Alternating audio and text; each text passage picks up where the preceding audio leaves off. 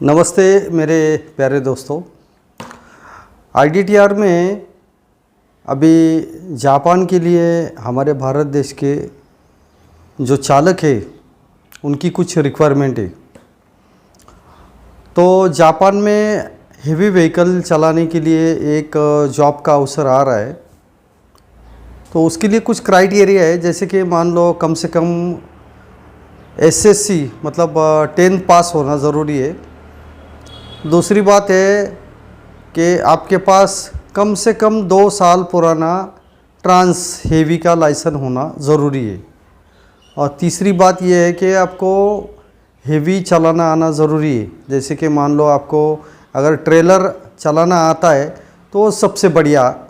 और चौथी बात यह है कि आपको अंग्रेज़ी आना ज़रूरी है। ऐसे ये मतलब कुछ 4 क्राइटेरिया है जो आपको ये सब आना है।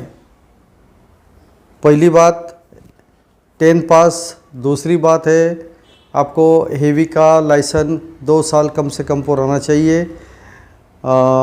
उसके साथ बैच रहेगा तो सबसे बढ़िया, बैच जो बस बैच होता है वो बस बैच रहेगा तो वो अच्छा।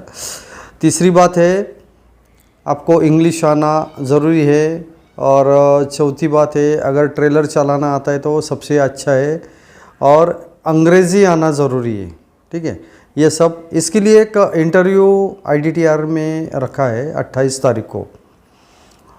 तो अगर किसी को, जैसे मान लो अगर किसी को जापान के लिए अपना करियर करना है, जापान के लिए जाना है, तो 28 तारीख को आने के लिए रजिस्ट्रेशन के लिए मेरा स्क्रीन पे नंबर आ जाएगा। उस नंबर पे व्हाट्सएप पे आपका ड्राइविंग लाइसेंस और मोबाइल नंबर ये मुझे भेजना ज़रूरी है।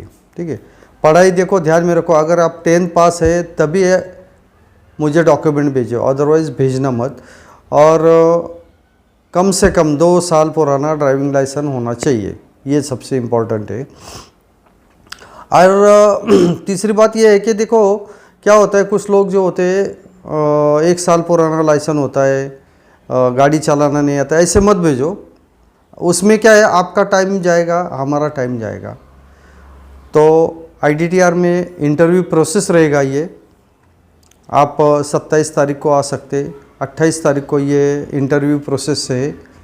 और आप उसमें आपको कुछ सवाल किए जाएंगे, कुछ डॉक्यूमेंट वेरिफिकेशन हो जाएगा।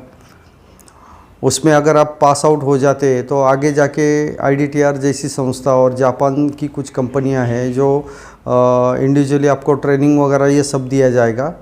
और ट्रेनिंग देने के बाद आपको जापान के लिए हेवी व्हीकल का एज अ एक चालक एक करियर, आपको ड्राइविंग का करियर हो जाएगा। पिछली बार हमने देखो पोलैंड के लिए कम से कम 60 ड्राइवर का हमारे आईडीटीआर में ट्रेनिंग हुआ था और 60 के 60 ड्राइवर ये पोलैंड के लिए चले गए थे।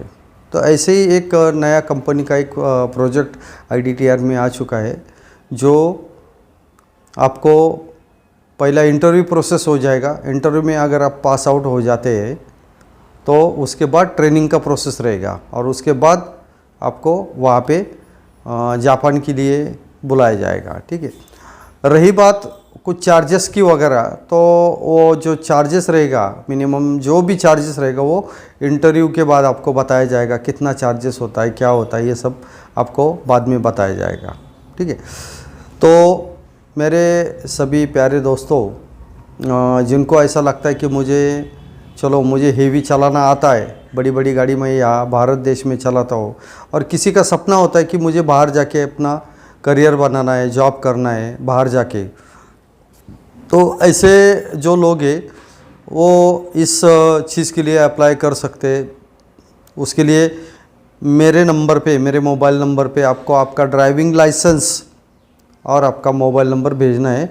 और उसमें जापान, ऐसा एक जापान करके एक नाम लिखना है, जापान इंटरव्यू, और आपका ड्राइविंग लाइसेंस और मोबाइल नंबर भेज देना है, ताकि मैं आपके ये सबकी सूची बना के, मतलब आपकी लिस्ट वगैरह बना के आपको आगे जाके आगे की प्रोसेस के लिए मैं आगे भेज सकता हूँ।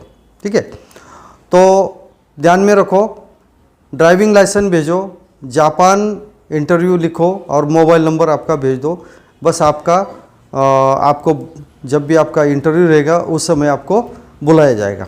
थैंक यू, धन्यवाद। जय हिंद, जय भारत।